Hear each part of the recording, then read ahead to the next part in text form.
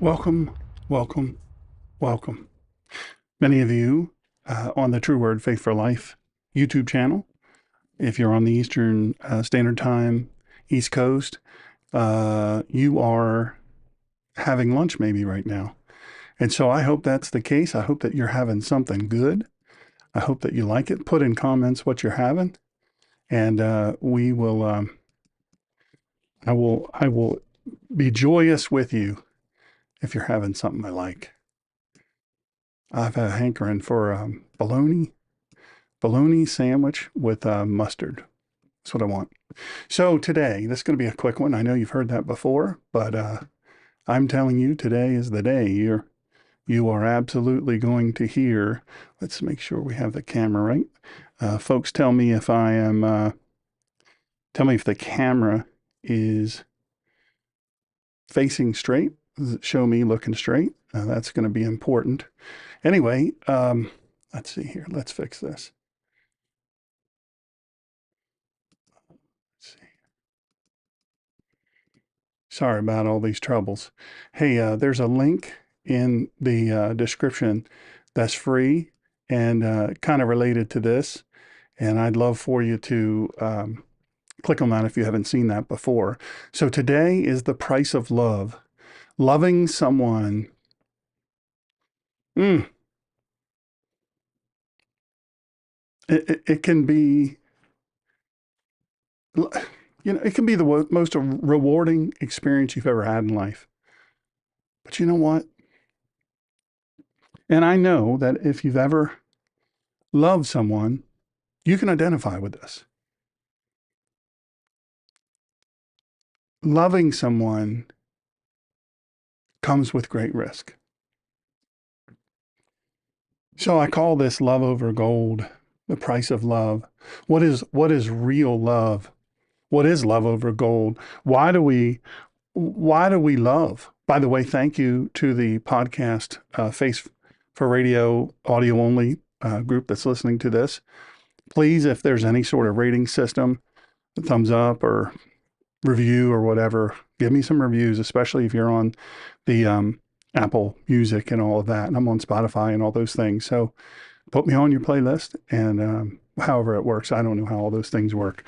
Only by the grace of God and Christy of Topsail Insider do I have any idea how any of this happens, because I don't. Anyway, all that said to say this, why do we love? What is real love anyway? How do we love? How should we love? So this is going to be a powerful discussion today. It's going to be fast, but you're going to be glad you joined. Maybe share this with somebody who needs it, especially now. So here are some of the potential risks of loving someone. Rejection.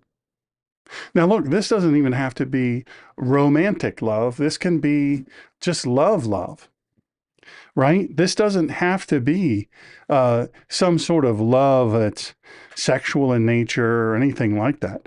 It doesn't have to be that at all. Not at all.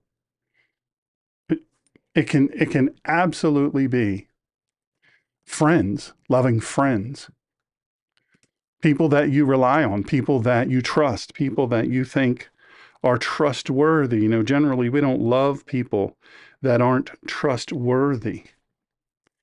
But rejection is it's a very real thing. When you love someone, there's always the risk that they won't feel the same way about you, or at some point in time that they'll reject your love. At some point in time, they may say, hey, I'm not loving you anymore. Or they'll do the new thing now is ghost you. I hate that for a million reasons. Maybe they just won't feel the same way about you. A lot of times this happens when we're young. Love is new to us. It's new to us. We don't know what to do. We don't know how to navigate it. It's this new thing. But sometimes they love us and then they reject us. Maybe you've been on the rejecting side. Maybe you've been on the I'm going to ghost you side for whatever reason. Look, this can be painful. This can be excruciating.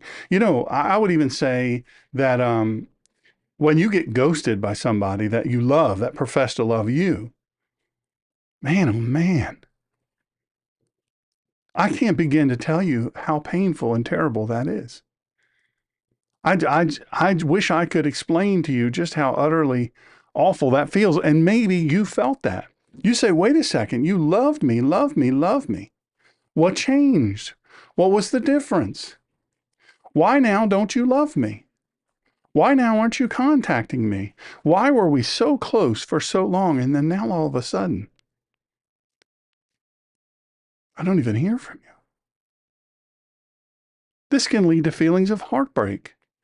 It can lead to feelings of disappointment and confusion and saying, what's going on?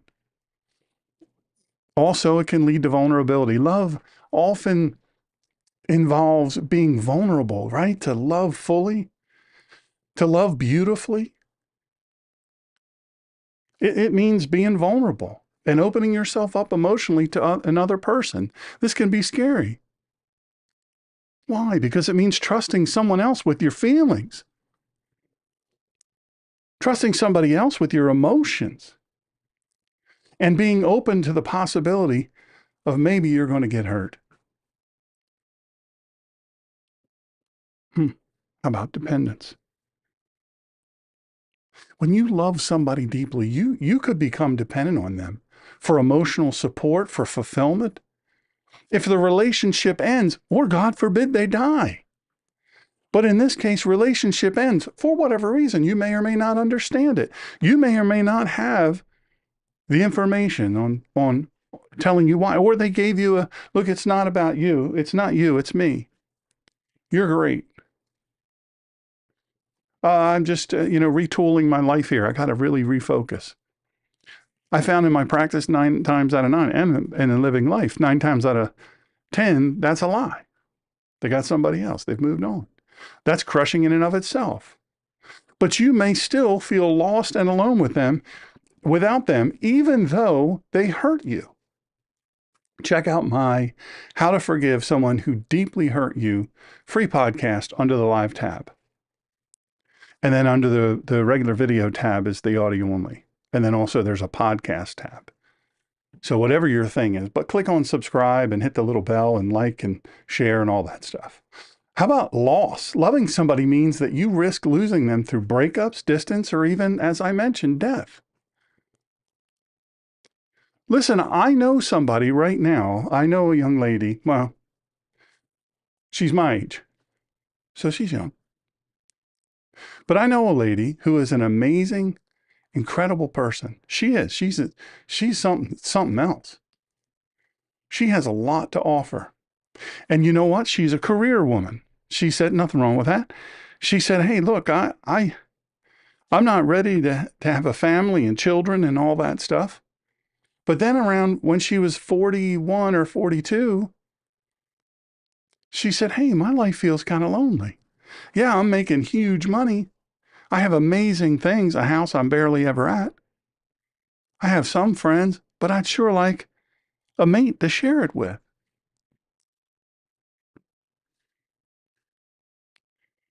And so, but she was afraid of putting herself out there. She realized, hey, wait a second.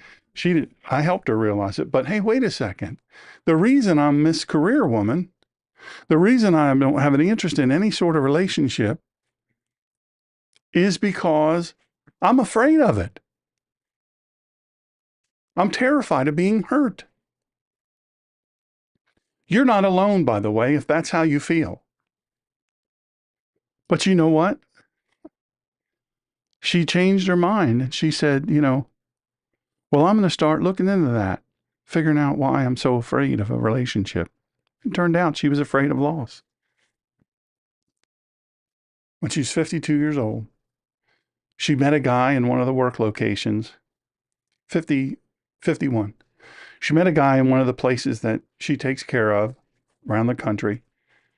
And she said, I really like this guy. I want to see this guy more. And so she dated him and dated him and dated him. And they fell in love, and all of those things. These were huge things. And she was very well established where she lived, but she traveled all around the world. And you know what happened? They fell in love, and she made arrangements to move to where he lives, all the way across the country. She said, "Man, I love you. I'm gonna make this change. It's gonna be huge, I know, but I'm gonna make this change." It impacted her career. She said, "I'm gonna do that." She got everything all set to move, sold her house, hired up the moving company, loaded up all of her worldly goods, and when she was fixing to leave the driveway, the fellow that she was fixing to drive all the way across the country for sent her a text message and said, "Don't come. I've changed my mind. I can't do it."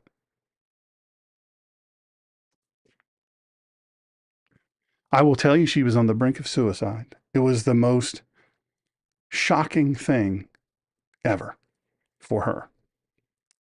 I know another person that was in a similar situation. She was preparing to marry a guy, and then last second he said, "Look, I not only don't want to get married, I don't want to see you anymore. I don't want to have anything to do with you." Out of the blue. She had some serious mental health issues, and you know what she did? She tried to kill herself once, didn't work.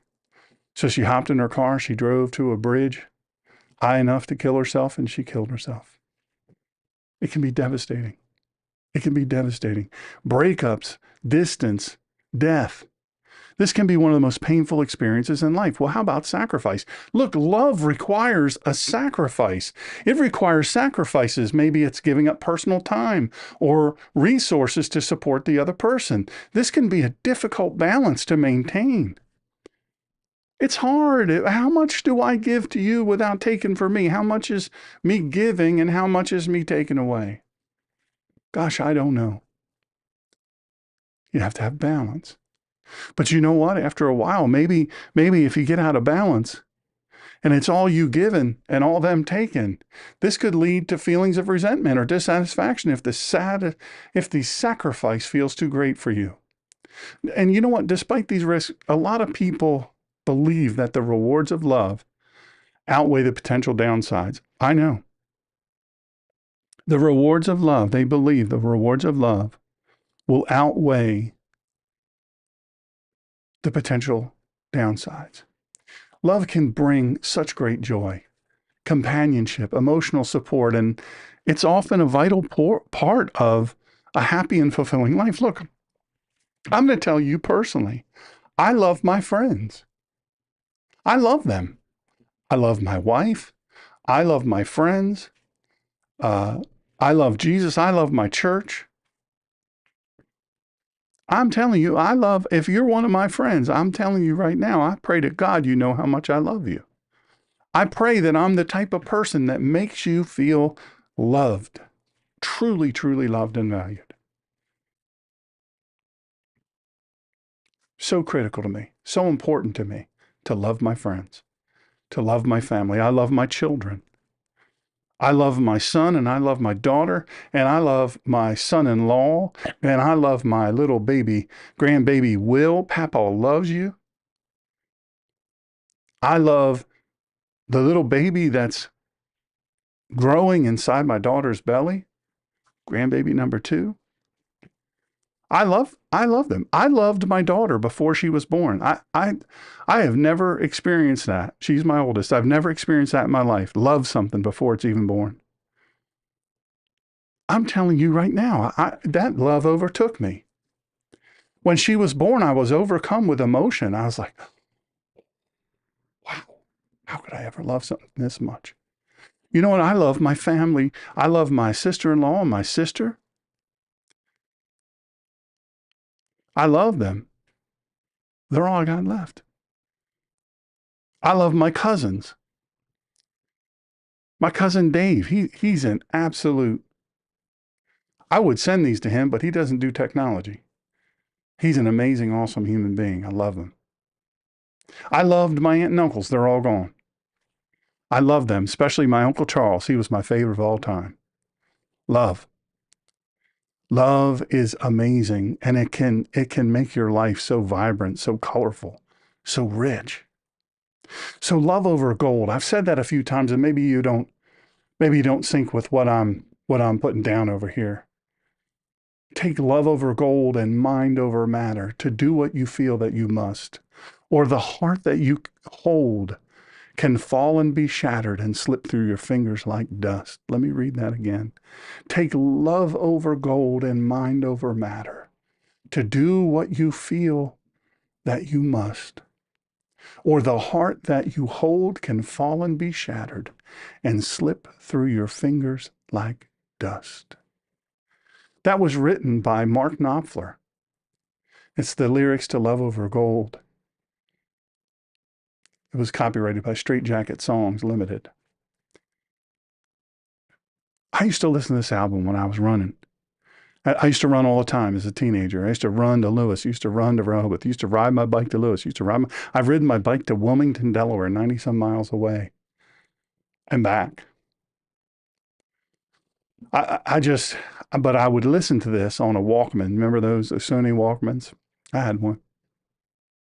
I would wear that tape out. I used to have to buy 2 or 3 tapes because I knew I was going to wear them out. I just wear them out. But I listened to this album, and when it came to Love Over Gold, it tripped me up a little bit.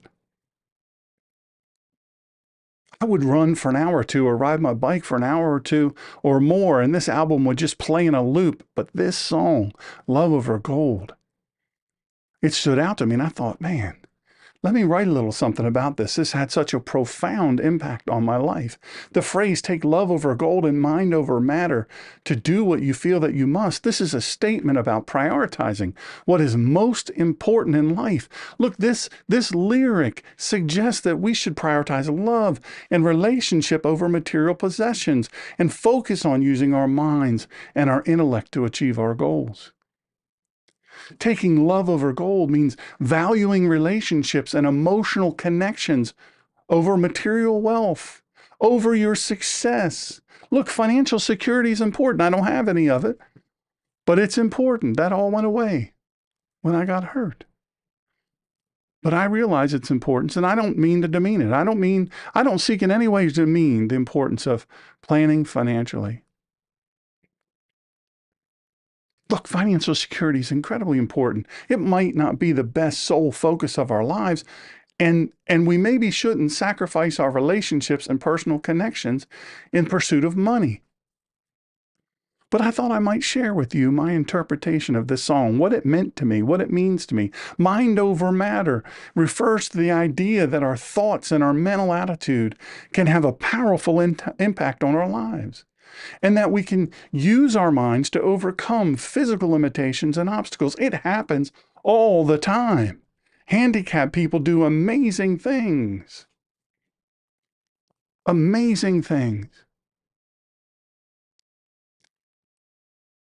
I'm telling you, love, the power of love and mind over matter moves cars. There have been incidences of, and it's videotaped, of a small woman knowing someone is trapped inside, maybe somebody they love, maybe their baby, and she lifts the car, turns the car up high enough.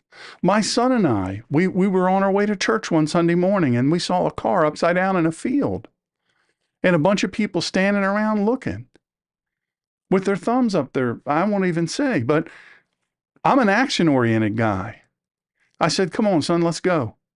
And Doyle, without even questioning it, ran over there with me in a muddy field. And I said, come on, we're going to get on this side of it. The car was on the man's head.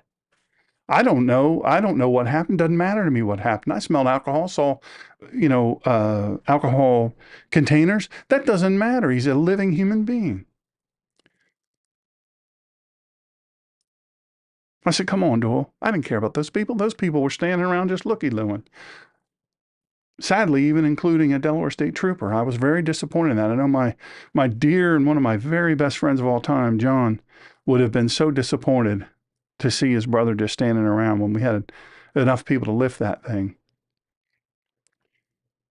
Because the guy was drunk.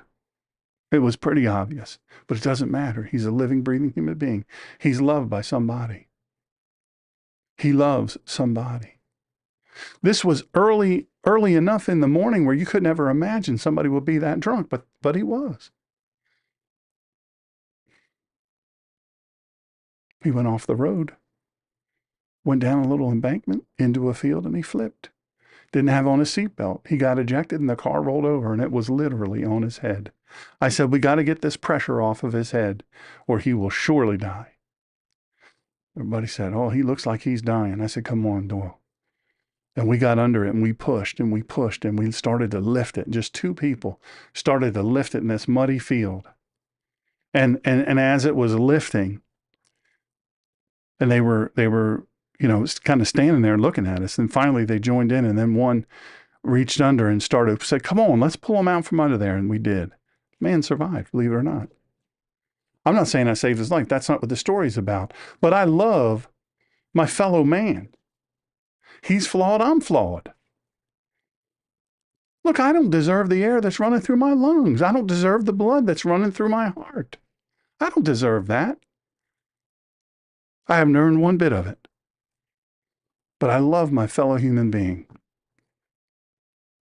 And it was time to help. Look, mind over matter. Sometimes you can do things when you set your mind to something, you say, man, that is impossible. You know what? Everything is impossible until somebody does it.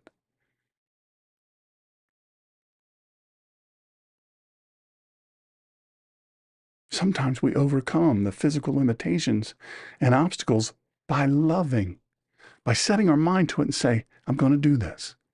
By focusing our goals and using our intellect to find creative solutions, we can achieve more than we thought was possible. How about the lyric, do what you feel that you must? Listen, that tells us we should follow our instincts and pursue our passions, even if they might be difficult or unconventional. I know you're sitting there thinking, when is he going to get to Scripture? This is supposed to be a preacher. This is supposed to be a message. Well, it is. Hang on. I'm going to button this up in the end, which this is a short podcast. This won't be long. By prioritizing what truly matters to us, we can live more fulfilling lives. Do what you feel that you must. Listen, maybe the path is difficult. I said this yesterday in my message, the second part of the Paul series. It was 1 hour and 46 or 47 minutes. If you've got the stomach for it, go listen to it. There's the audio only. It stops where you stop. It remembers. I talked about it. I talked about most of the time God sends us to do things that we cannot fathom as being possible. But I'm telling you, if he sends you, he will equip you. Things may be difficult. Things may be unconventional. But you know what? Prioritizing what truly matters to us. By doing that, we can live more fulfilling and meaningful lives with purpose. I think overall, this phrase encourages us, prioritize your relationships, prioritize your values over material possessions, and use your mind and use your intuition and use your gifting from God to achieve your goals and pursue your passions. Look, the second part of the phrase, or the heart that you hold, can fall and be shattered and slip through your fingers like dust. Hey, this is a cautionary tale. This is a warning. Or the heart that you hold can fall and be shattered and slip through your fingers like dust. It's a cautionary reminder that while love and pursuing our passions are important, they also come with risks and potential downsides. I talked about the risks and the potential downsides. The heart that we hold, it refers to the love and emotional connections we form with other human beings. I would even say it extends to your pets. Look, my dog Buckeye is still in my heart. I love Podcast Puppy. I love him. He's a great little dog. Buckeye was the best ever. My daughter had a pup named Joey. He was the tiniest, tiny little, I don't even think he was 5 pounds. I think it was maybe 3 or 4 pounds. He was tiny. But Joey was the most awesome little Chihuahua you ever saw in your life. He was the coolest little dog. I loved that little dog. And so did my daughter. And one day in a tragic accident, he was killed. And I'm telling you, still devastating. When Buckeye died, we were all with her. She was my dog. She was my left-hand person. I say left hand because she always stayed on my left. 14 years. Man, oh man. And maybe you're thinking of somebody who died. Listen, when my Uncle Charles died, I couldn't go to the funeral. I was working a big case. I could not go to the funeral. And it killed me. It killed me. He was my favorite uncle. Oh man, did it kill me. But I still grieve over him. He gave me a hairbrush when I was 5 years old. I brush my hair with it still today, what little bit is left. I should say I brush my scalp with it. I have other friends that are gone that I still grieve today. They've been gone a long time. I still grieve them. I still grieve them. Maybe you can identify with that. Maybe there's somebody in your life that's coming to your mind right now is no longer here. They're no longer here. You love them. You were emotionally connected with them. You were bonded with them. And then suddenly they were taken from you. Mama Max, I talked about her on yesterday's broadcast. Oh, how I miss that dear lady. Look, love can bring great joy and happiness, but we have to accept that it also involves vulnerability and the risk of being hurt. Look, if we're not careful, the heart that we hold can fall and be shattered, leaving us feeling broken and alone. But listen, there's another message here. There's another message here. Be careful with the hearts of those who love you. You be careful. Be careful with the vulnerability somebody is entrusting to you. Be careful with that person who you know loves you, because their heart can fall and slip through your fingers and shatter like dust. Look, the image of a heart slipping through our fingers like dust. Man, I think that suggests to me that love can be fleeting and fragile. Look, even if we prioritize love over mere material possessions, we also have to be mindful.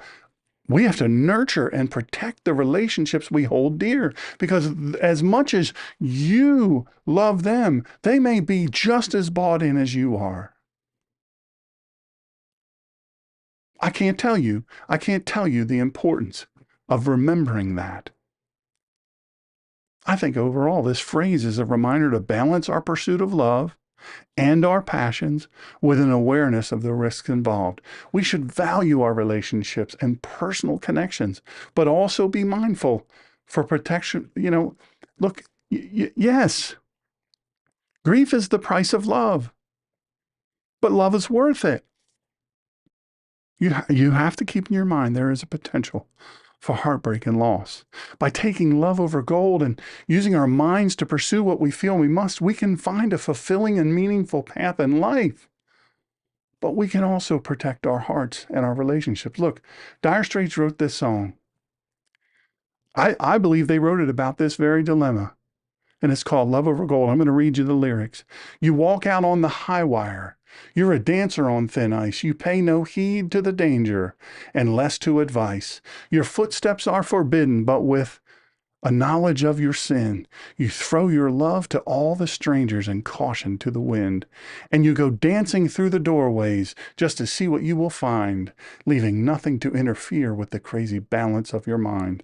And when you finally reappear at the place where you came in, you've thrown your love to all the strangers and caution to the wind. It takes love over gold and mind over matter to do what you feel that you must.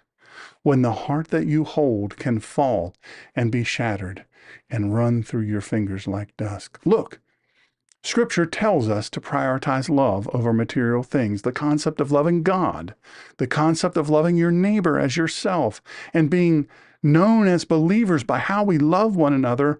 They're captured in two key passages in the Bible, loving God and loving our neighbor. Matthew, if you're driving, don't write this down. You're going to playback when you're back at home or wherever you're going. Write it down. Take out your pen or pencil, your little notes on your phone, and put this in there. Matthew 22:37 through 40. Yeshua, Jesus answers, you are to love Adonai, your God, with all your heart and with all your soul and with all your strength.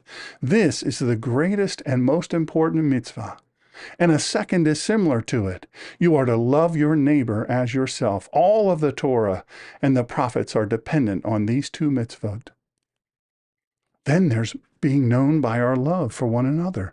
John 13:34 and 35, Yeshua says, I am giving you a new command, that you keep on loving each other, just as I have loved you. You are also to keep on loving each other. Everyone will know that you're my Talmudim, or disciples, by the fact that you have love for each other. Look, a good life. A good life calls for some risk. Listen, you can't stay on the sidelines and win the game. You can't stay on the sidelines of a tennis match and win the match. You cannot stay on the sidelines of a baseball game. The team can't stay on the sidelines and win. Football, any other thing, you can't stay on the sidelines and win. You have to get in the game, and that calls for some risk. The people who have lost everything, and look, I know and love many people. Many people. This young lady, Seahag Marina, her and her family own Seahag Marina. They've lost it all. They're in there working their faces off. And here comes another one, worse than this one. I pray to God that they leave. I pray that they evacuate. I pray that everybody that can get out of the way of this storm gets out of the way of this storm. I've offered my home to my other dear friend, who for the second time in 2 years has lost everything again. We're not fancy. We have a small house, but we have a bed right there, bed in the other room, bed in that room over there. The people who've lost everything, including family and friends, they've lost everything, all their stuff, but they've lost human beings. They've lost pets. They don't lament the loss of their homes and businesses as painfully as they lament the loss of those who loved them. Those who loved them. And those they love, the people who don't know these people, but have surged to the devastated areas to risk their own lives to save whomever they possibly can. Many of them are risking losing their own jobs, their own businesses, by being there and helping people they don't know. Why do they do it? I'm going to ask you something. Listen, can you imagine somebody taking up from their house, from their business, from their job, and loading up their car with canned goods they might have, dry goods they might have, extras, whatever, or depleting it and saying, hey, we can go buy more, but these people can't get it. And they put their boots and they put their chainsaw and they put whatever they have in their vehicle and they drive to this devastation. Thank God they do it. The federal government, FEMA, is not. There's some FEMA there. Don't believe the lie that they're not there at all. But they're woefully unprepared. And now we learn they're underfinanced because they've given our money away. They've given our money away to people who have broken into the country, who they've invited in. I want you to think about those people that are risking their lives on those helicopters and those 4x4s and those donkeys and on foot walking into unstable areas where there's still landslides. And they're going up to houses and they're knocking on the door and they hope they find somebody alive inside. But how many times, Tim Kennedy talked about it on the news today. Tim is one of the people I talked about in the last message. You should listen to that. It's free. He talked about it. I've been in this place. I've walked up to houses where the smell hit you before you even got up onto the step, before you ever knocked on that door. You'll never forget the smell of death once you smell it. So then it became a dignified recovery operation. These people are doing this. They don't even know these people. They're not getting paid. They're using their own money to do these things. They're risking their lives for people they don't know. They don't know these people, but they've surged to these areas to risk their own lives to save whoever they possibly can. Many of them are risking losing their own jobs, their own businesses, by being there and not being home, running their business. And they're helping people they don't know. Why do they do it? Why do they do it? I'll tell you why. One word: love. Are you willing to take the risk? Shalom. Shalom.